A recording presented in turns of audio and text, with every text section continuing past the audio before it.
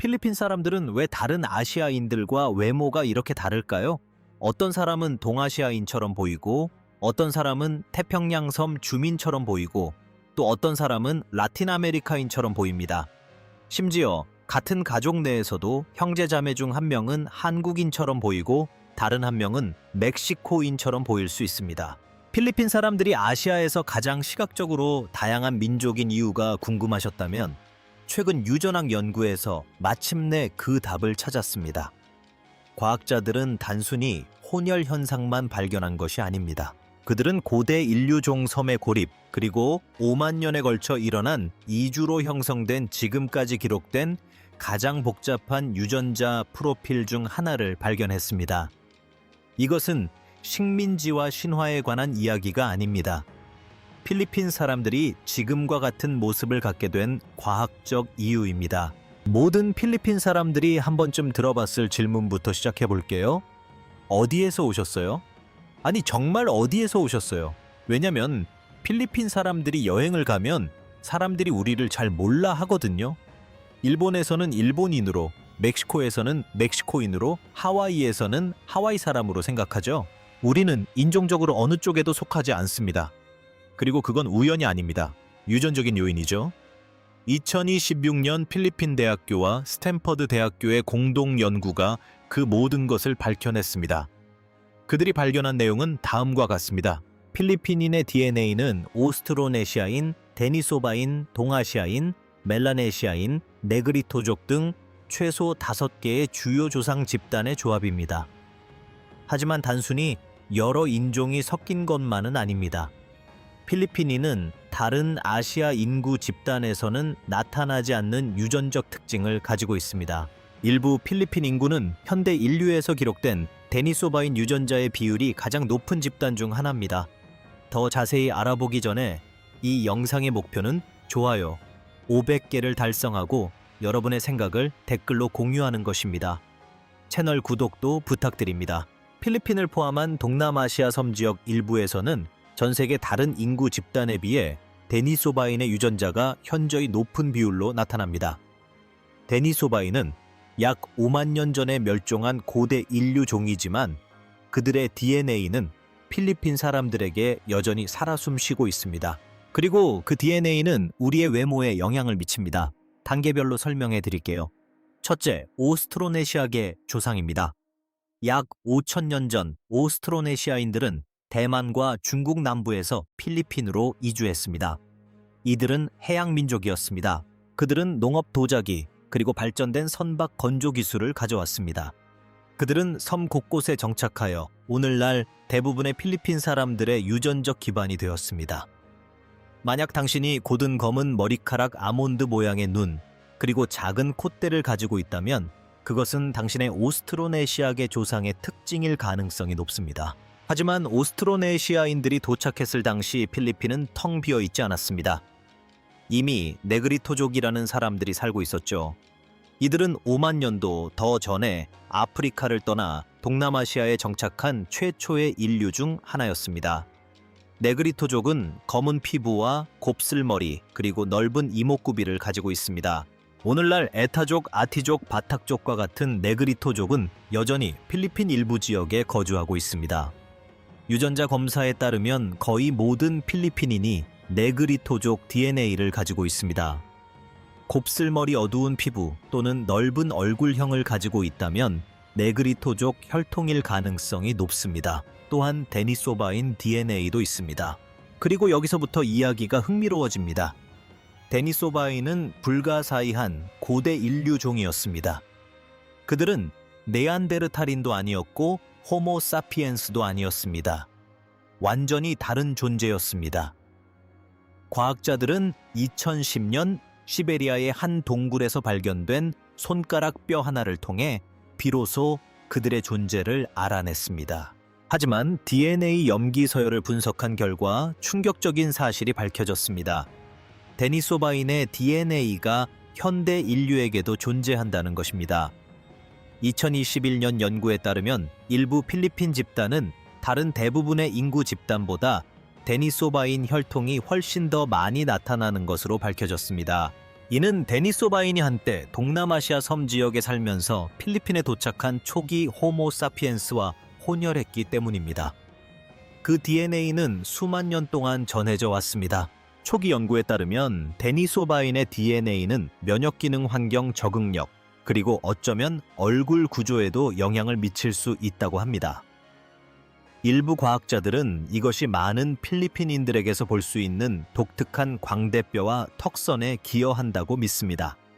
여기에 동아시아 혈통까지 더해보세요. 수천 년에 걸쳐 중국인, 대만인, 그리고 다른 동아시아 집단들이 필리핀으로 이주하거나 교역을 했습니다. 이후 혼인이 이어졌고 이로 인해 밝은 피부 몽골주름, 그리고 직모를 나타내는 유전자가 유입되었습니다. 만약 당신이 중국계처럼 보인다면 그것은 바로 이러한 조상의 영향입니다. 그리고 이것이 바로 필리핀 사람들이 중국인, 한국인 또는 일본인으로 오해받는 이유입니다. 또한 멜라네시아 및 태평양 섬 주민의 혈통도 있습니다. 필리핀은 멜라네시아와 폴리네시아에 인접해 있으며 고대 해양 이동으로 인해 유전적 중복이 발생했습니다. 특히 민다나오와 팔라완 같은 남부 지역에 사는 일부 필리핀 사람들은 멜라네시아 DNA를 가지고 있습니다. 이는 더 어두운 피부색, 넓은 코, 곱슬머리 등으로 나타날 수 있습니다. 또한 일부 필리핀 사람들이 하와이인이나 사모아인과 닮은 이유이기도 합니다. 하지만 여기서 끝이 아닙니다. 스페인의 식민 통치는 333년 동안 지속되었습니다.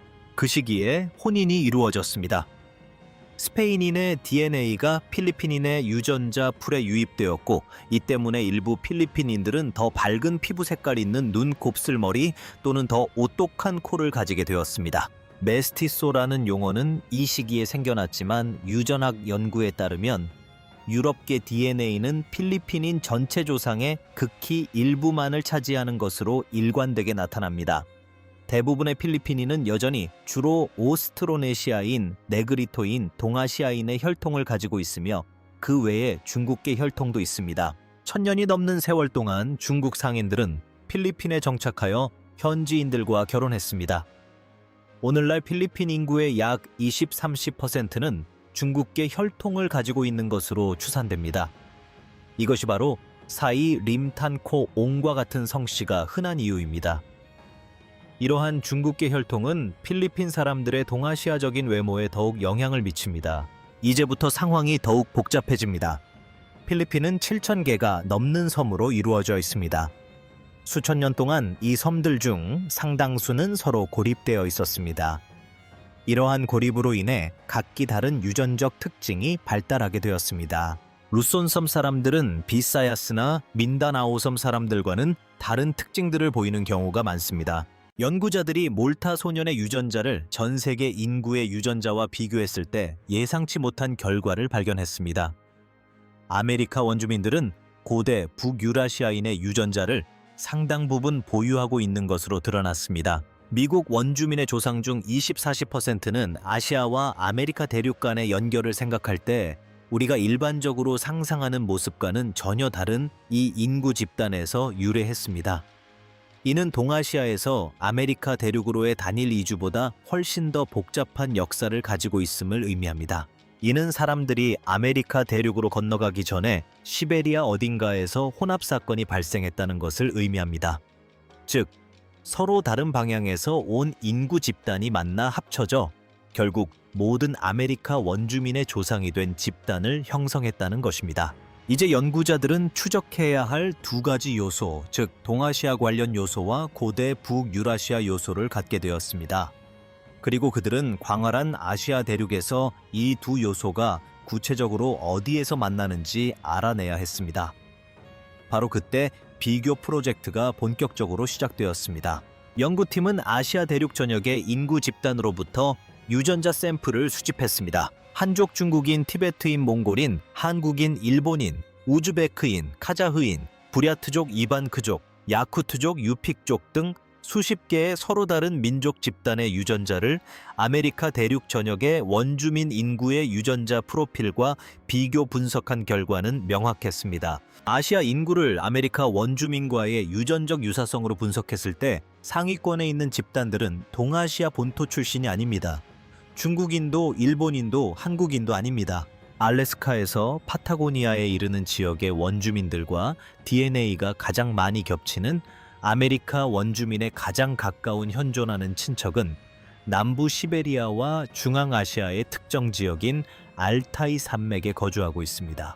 알타이 지역은 현대 러시아, 카자흐스탄, 중국, 몽골의 접경 지역에 위치해 있습니다. 이곳은 지도를 봐도 찾기 어려울 정도로 외딴 산악지대입니다. 알타이족 쇼어족 및 관련 인구 집단과 같은 알타이 지역의 토착민들은 검사 대상이었던 다른 어떤 아시아 인구 집단보다 아메리카 원주민의 유전자와 더 유사한 유전적 특징을 가지고 있습니다. 지리적인 배경을 고려해보면 이는 당연한 결과입니다. 알타이 지역은 수만 년 전 서로 다른 방향에서 온 사람들이 만나 섞였을 법한 바로 그런 교차로에 위치해 있습니다. 이곳은 동아시아 유전계통과 고대 북유라시아 유전계통이 만나 오늘날 아메리카 원주민에게서 나타나는 유전적 조합을 만들어냈을 가능성이 높은 곳입니다. 2015년 연구는 이러한 사실을 극적으로 뒷받침했습니다. 연구진은 아메리카 대륙에서 가장 오래되고 널리 퍼진 문화 중 하나인 클로비스 문화 유골의 유전체를 분석했습니다. 이 유골은 몬테나에서 발견되었으며 약 600년 전의 것으로 추정됩니다. 사후에 안직 1, 새 안직 1이라는 이름이 붙여졌습니다. 그의 유전자 분석 결과 그는 조사 대상이었던 모든 현대 아메리카 원주민 집단의 조상임이 확인되었으며 전 세계 인구 집단과 비교했을 때 가장 가까운 현존하는 친척은 역시 시베리아 알타이 지역의 인구 집단인 것으로 나타났습니다. 자, 이제 그토록 많은 혼란을 야기했던 수수께끼 같은 모계 혈통 하플로그룹 X로 돌아가 보겠습니다. 한동안 북미 원주민 집단과 중동 인구 모두에서 이 하플로그룹이 발견되면서 고대 대서양 횡단 연결이 있었음을 시사하는 듯 했습니다. 일부 연구자들은 유럽이나 중동에서 이주해온 사람들에 대한 가설을 제시했습니다. 예상대로 인터넷은 이 가설에 반응하여 기상천외한 이론들을 쏟아냈습니다. 전체 게놈 시퀀싱을 통해 최종적으로 밝혀진 것은 하플로그룹 X가 고대 북유라시아 인구, 즉 몰타인과 같은 사람들에게 존재했다는 사실입니다. 이 하플로그룹은 수천 년에 걸쳐 인구 이동과 혼합을 통해 서쪽으로 퍼져 유럽과 중동 지역까지 확산되었습니다. 또한 동쪽으로 퍼져나가 아메리카 대륙으로 건너간 조상 인구 형성에 기여했습니다. 중동 버전과 아메리카 원주민 버전은 먼 친척 관계일 뿐 직접적인 연관성을 보여주는 증거는 아닙니다. 그 미스터리는 더 이상 미스터리가 아니었고 단지 고대 인류 이주의 일반적인 복잡성일 뿐이었다. 이 모든 것을 종합해보면 대략 다음과 같은 그림이 그려진다. 알타이 지역 또는 그 근처에 모인 인구는 동아시아와 고대 북유라시아 혈통이 혼합된 형태를 띠고 있었다. 아마도 2만 5천 년에서 2만 년 전 사이 이들 중 일부는 사냥감을 쫓아 기회를 찾아 혹은 인간이 다음 언덕 너머로 나아가도록 이끄는 그 무엇이든 간에 북동쪽으로 이동했을 것입니다. 그들은 수천 년 동안 베링기아라는 땅과 다리 그리고 그 주변 지역에서 고립된 생활을 했고 그 결과 그들의 유전자는 뚜렷한 방향으로 변이하기 시작했습니다. 그러다가 약 15천 년에서 16천 년 전, 어쩌면 그보다 더 이전에 그들은 남쪽으로 이동하여 알래스카 해안을 따라 대륙 내륙으로 진출했고 수천 년에 걸쳐 인간의 발길이 닿지 않았던 두 대륙에 걸쳐 퍼져나갔습니다. 그 모든 유전적 역사, 그 여정의 모든 단계는 오늘날 아메리카 원주민의 DNA와 남부 시베리아 알타이 산맥에 여전히 살고 있는 사람들의 DNA에서 여전히 읽을 수 있습니다. 2만 년의 시간과 1만 2천 마일의 거리를 두고 떨어져 살았지만 그들의 세포에는 같은 고대 인구의 흔적이 남아있다. 이는 거의 이해하기 어려운 일이다. 시베리아의 외딴 산골 마을 사람과 마주 앉아 있더라도 두 사람의 신체 분자 구조 깊숙한 곳, 어딘가에는 공통된 조상 도시가 생기기 훨씬 전 문자가 발명되기 훨씬 전 오늘날 우리가 인간 문명을 정의하는 데 사용하는 그 어떤 것들보다 훨씬 이전에 살다가 죽은 사람이 존재합니다. 이 분야의 과학 연구는 아직 끝나지 않았습니다. 매년 새로운 고대 유전체 서열이 분석되고 있으며 비교 연구에 새로운 인구 집단이 추가되고 있습니다.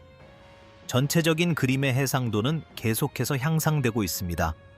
하지만 핵심적인 발견은 여전히 유효하며 이미 여러 차례 재현되어 확고한 사실로 자리 잡았습니다. 아메리카 원주민의 DNA를 모든 아시아 집단과 비교해보면 시베리아의 알타이 지역이 가장 유사한 것으로 나타납니다.